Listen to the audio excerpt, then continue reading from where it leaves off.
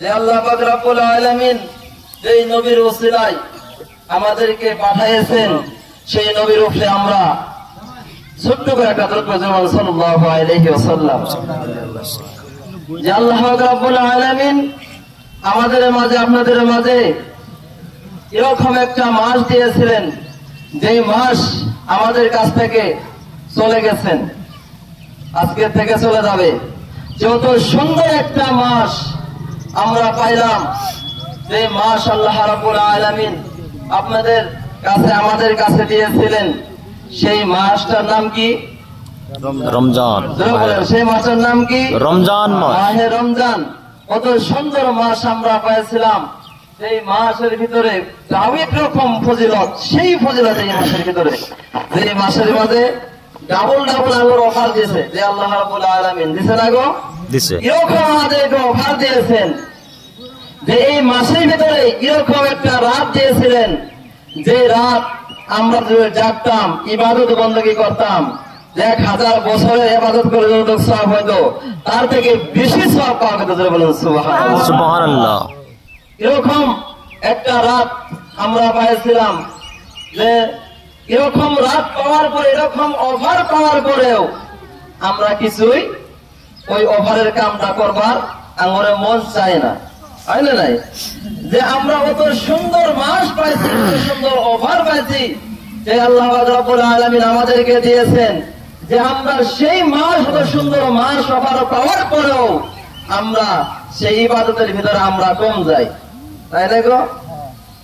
যে আমি আপনাদের সম্মুখে একটা আয়াতে কারিমা তেলাওয়াত করেছিলাম, ইয়া আইয়ুহাল্লাযীনা আমানু কুতিবা আলাইকুমুস সিয়ামু কামা কুতিবা আলাল লাযীনা মিন ক্বাবলিকুম লাআল্লাকুম তাত্তাকুন।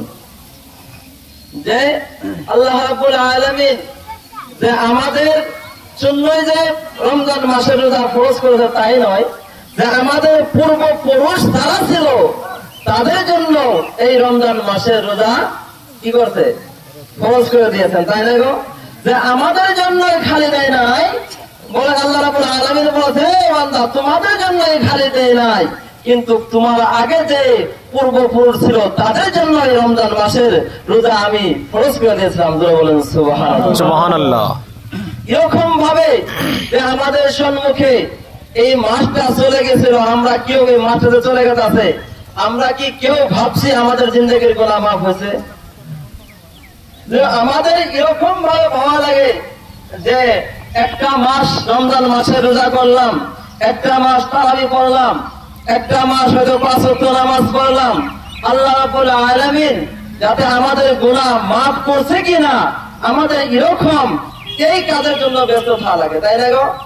আমাদের আল্লাহ রাব্বুল আলামিনের কাছে ব্যস্ত থাকা লাগে, এটাই যে আল্লাহ রাব্বুল আলামিনের কাছে আমাদের কাগতি মিনতি করা লাগে, যে আল্লাহ রাব্বুল আলামিন যাতে আমাদের এই রমজানের মাসের রোজাগুলি সঠিকভাবে যাতে আল্লাহ রাব্বুল আলামিন কবুল করে, আর আমাদের গুনাহ খাতা যাতে আল্লাহ রাব্বুল আলামিন মাফ করে দেয়। জোরে বলেন সুবহানাল্লাহ, সুবহানাল্লাহ।